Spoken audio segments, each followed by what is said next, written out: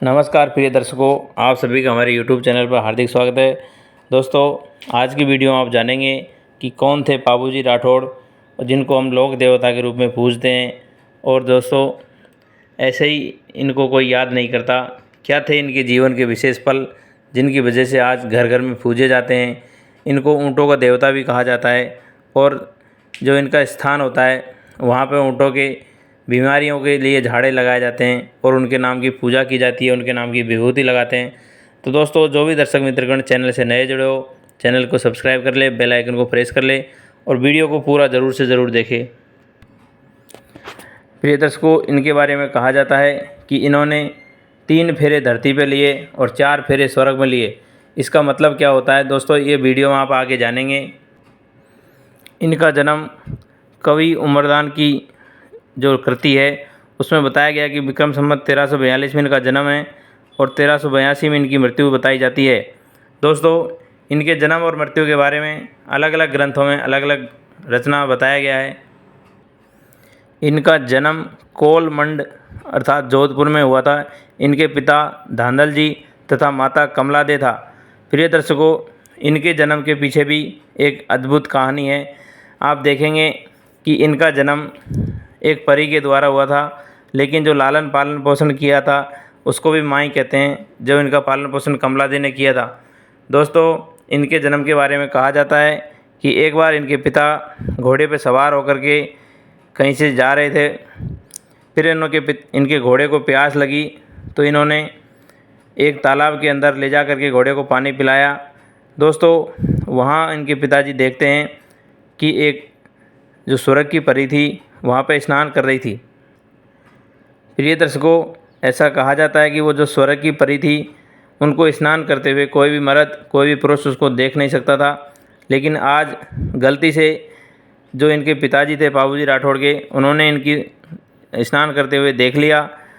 अब वो परी बाबूजी राठौड़ के पिता अर्थात धांधल जी से कहती है कि महाराज, मेरे को ये श्राप लगा था, इस वजह से मुझे मृत्युलोक पे आना पड़ा।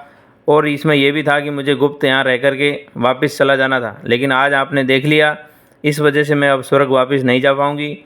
आप मुझसे शादी करने का वचन दीजिए। प्रिय दर्शकों, आप सभी जानते हैं कि ये स्वर्ग की अप्सरा थी, बहुत सुंदर थी। धांधल जी ने इनके साथ शादी कर लिया, लेकिन ये स्वर्ग की जो परी है इसने 2 शर्त रखी कि एक तो मेरे लिए अलग से महल बनाना पड़ेगा, दूसरा मेरे महल के अंदर मेरी इजाज़त के बिना कोई आ नहीं सकेगा। अब दोस्तों, ये शर्त राजा ने मंजूर कर ली। कुछ समय के बाद एक दिन क्या होता है, इनका जो ये पुत्र है बाबूजी राठौड़, इनका जन्म होता है। दोस्तों, काफ़ी दिन जब हो जाता है आदमी को, तो वो शर्त को भूल गया जिसमें इसने बोला था कि मेरे महल में बिना इजाज़त के कोई आ नहीं सकता है। बाबूजी राठौड़ के पिता धांधल जी बिना परी को इतला किए महल में प्रवेश करते हैं। वहाँ पर क्या देखते हैं कि एक शेरनी अपने बच्चे को दूध पिला रही है। यह दृश्य जैसे ही धांधल जी ने देखा तो उसने देखा कि वो परी ने कहा कि मैंने बोला था ना कि मेरी इजाज़त के बिना इस महल में कोई आ नहीं सकता। अब राजा जी, आपने यह मेरा मांगा हुआ शर्त तोड़ दिया है, इस वजह से मैं इस महल में नहीं रह सकूँगी। दोस्तों, उसी समय वो स्वर्ग की परी वहाँ से अंतर्ध्यान हो जाती है और बाबूजी राठौड़ को घर में अकेला छोड़ देती है, छोटा सा को। अब दोस्तों, इसका पालन पोषण कमलादे ने किया था, इसीलिए कमलादे को इनकी माता मानते हैं। अब धीरे धीरे बाबूजी राठौड़ बड़े हो जाते हैं।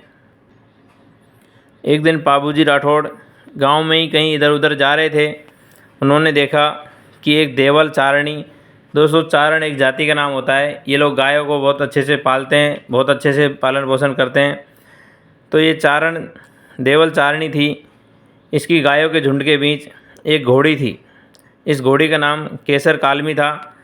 जैसे ही बाबूजी राठौड़ ने इस घोड़ी को देखा तो इनका घोड़ी पर दिल आ गया और देवल चारणी से कहते हैं कि देवी, आप ये घोड़ी मुझे दे दीजिए, मुझे बहुत पसंद है। देवल चारणी को बाबूजी राठौड़ ने अपनी बहन भी बना लिया। देवल चारणी कहती है कि महाराज, मैं इस घोड़ी से अपनी गायों की देखभाल करती हूँ और ये मेरी घोड़ी कोई साधारण घोड़ी नहीं है। ये जब जब मेरे पर संकट आता है या मेरी गाय पर संकट आता है तो ये मुझे अलर्ट कर देती है और मैं इसके ऊपर बैठ के सवारी करके मैं इसकी रक्षा करती हूँ। प्रिय दर्शकों, उसी दिन से बाबूजी राठौड़ ने देवल चारणी को धर्म की बहन बना लिया और उनसे घोड़ी ले लिया और उनसे ये भी वादा किया कि चाहे मेरी प्राणों की बलि लग जाए, प्राणों का दाव लग जाए, लेकिन मैं आपकी सेवा ज़रूर करूँगा। दोस्तों, इसने ये वचन दे दिया था। उस ज़माने में कहते थे कि इन्हें सिर दे दिया। बाबूजी राठौड़ पूछते हैं कि मुझे कैसे पता चलेगा कि आपके ऊपर संकट आया हुआ है। तो देवल चारणी कहती है कि जब मेरे ऊपर संकट आएगा तो मेरी घोड़ी हिनहिना करके आपको पहले से ही अलर्ट कर देगी, एक अजीब तरह की आवाज़ निकालेगी। दोस्तों, एक था जिन्न राव, उसको यह घोड़ी देवल चारणी से चाहिए थी, लेकिन बीच में ही बाबूजी राठौड़ ने ये ले लिया।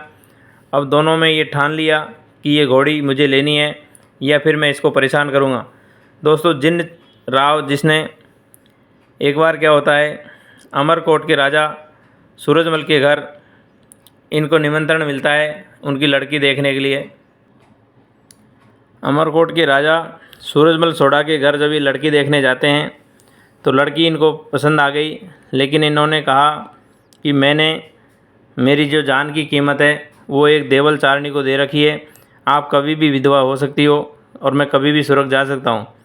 दोस्तों, जब उसने इस प्रकार की शर्त सुनी तो कहने लगी कि मैं विधवा नहीं होंगी बल्कि अमर हो जाऊंगी। आपका जो कर्तव्य है, आपकी जो निष्ठा है, उसको देख करके मैं आपको बहुत अधिक पसंद करती हूँ और शादी करूँगी तो आपके साथ करूँगी। दोस्तों, दोनों ने इस प्रकार से सहमति जता दिया। कुछ समय बाद इनको विवाह का मुहूर्त आता है। बाबूजी राठौड़ बारात लेकर के अमरकोट पहुँचते हैं। वहाँ पर सब लोग इनकी जो घोड़ी है उसकी तारीफ़ करते हैं, केसर कालवी की, और देखने के लिए बहुत लोग आते हैं। कुछ लोग इनकी घोड़ी के साथ स्पर्धा भी, रेस की शर्त लगाते हैं। तो केसर कालवी ने सभी लोगों को पराजित कर दिया और जीत अंत में बाबूजी राठौड़ की होती है।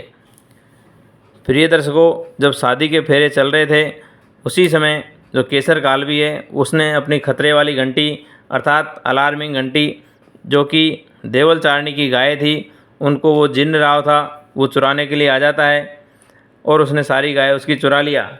दोस्तों, जब फेरे चल रहे थे, 2 फेरे हुए थे, तीसरा अभी आधा ही था, उसी समय घोड़ी का एक विशेष प्रकार से हिनहिनाना अर्थात अलर्ट करना। तो बाबूजी राठौड़ ने अपने कर्तव्य को मानते हुए उन्होंने फेरे बीच में छोड़े और पंडित जी ने कहा कि रुको रुको, तो उसने कहा कि बाकी फेरे बाद में आके लेना है। दोस्तों, अपनी पत्नी को जो कि मंडप में बैठी हुई थी उसको उसी हाल में छोड़ करके शादी के जो काम कंडोरे हाथ में बंधे पड़े थे सबको साथ में लेकर के और पूरी तरह से क्रोधित हुआ, जिस प्रकार से नारद जी की वीणा क्रोधित स्वर निकालती है, और पूरा भागीरथ की तरह हट भीष्म की तरह प्रतिज्ञा लिए हुए वहाँ से चल देता है गायों को छुड़वाने के लिए। अब दोस्तों, जिन्न राव के साथ गायों की रक्षा करते करते बाबूजी वीर गति को प्राप्त कर जाते हैं। और जब यह समाचार उनकी पत्नी सोढ़ी राजकुमारी ने सुना तो उसने एक नारियल लिया और जलती आग में स्नान कर लिया, अर्थात उनकी पति के साथ वो भी स्वर्ग को पलायन कर लिया। इस प्रकार से कहते हैं कि इन्होंने 2-3 फेरे धरती पर लिए और बाकी 4 फेरे स्वर्ग में लिए। प्रिय दर्शकों, आजकल अमरकोट को पाकिस्तान के अंदर, पाकिस्तान की सीमा में देखा जाता है। पहले भारत और पाकिस्तान एक ही हुआ करते थे। जिस समय बाबूजी राठौड़ का जन्म हुआ उस समय दिल्ली के शासक गयासुद्दीन तुगलक थे। प्रिय दर्शकों, बाबूजी राठौड़ को ऊँटों का देवता माना जाता है और इनके नाम से विभूति लगाते ही ऊँट की बीमारियां सही हो जाती है। भगवान लक्ष्मण का अवतार भी बाबूजी को माना जाता है। और चैत्र अमावस्या को जोधपुर में विशाल मेला लगता है जो कि आज घर घर में पूजे जाते हैं। इनको लोक देवता माना जाता है। दोस्तों, आज की कहानी में इतना ही। यदि ये वीडियो अच्छा लगा हो तो हमारे चैनल को सब्सक्राइब करें और बेल आइकन को प्रेस करें। सभी को राधे राधे। मिलते हैं नेक्स्ट वीडियो में।